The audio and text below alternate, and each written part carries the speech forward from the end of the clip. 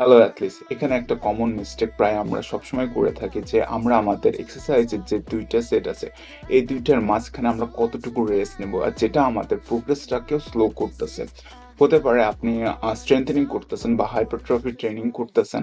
So আপনি strength training করার ফলে এমন একটা পজিশনে গেছেন যে আপনি আরো প্রোগ্রেস করতে পারছেন না। সো এখানে একটা প্রবলেম এটাও হতে পারে যে আপনি আপনার যে ২ টা সেটের মাঝখানে যে টাইম পিরিয়ডটা আছে, যে রেস্টটা নেওয়ার আপনার প্রয়োজন, এটা আপনি অনেক কম করে দিয়েছেন। এট লিস্ট আপনাকে 3 to 4 মিনিটে যাওয়ার দরকার আছে। কারণ স্ট্রেংথ ট্রেনিং আর হাইপারট্রফি ট্রেনিং এই ২ টা আলাদা। সো স্ট্রেংথ ট্রেনিং করার সময় আমাদের ওই ব্রেথটাকে ক্যাচ করার প্রয়োজন হয়।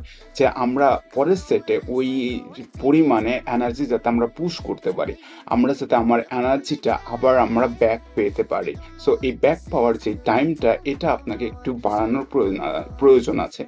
কারণ যদি আপনি ওই এনার্জিটা ব্যাক না পান তো আপনি ওই সেটে আপনার ফুল পটেনশিয়াল দিতে পারবেন না। আর অপরদিকে হাইপারট্রফি সেশন যেটা আছে এটাতে আমাদের মানে ওই এনার্জিটা ব্যাক পেতে অতটা টাইম প্রয়োজন হয় না। এখানে আপনি 60 to 90 সেকেন্ড রাখতে পারেন, বাট ম্যাক্সিমাম ক্ষেত্রে আমি এই প্রবলেমটা দেখছি যে অনেকে জাস্ট এই 60 থেকে 90 সেকেন্ডে আপনার রাখে যে আপনার এই স্ট্রেংথ ট্রেনিং এর জন্য। সো এই জিনিসটা আপনাকে মাথায় রাখা লাগবে যে স্ট্রেংথ ট্রেনিং প্লাস আপনার হাইপারট্রফি ট্রেনিং এই ২ টা আলাদা। আর এই ২ টা আপনার প্রোগ্রেসটাকে স্লো করতেও পারে। So that's it. See you guys in the next video.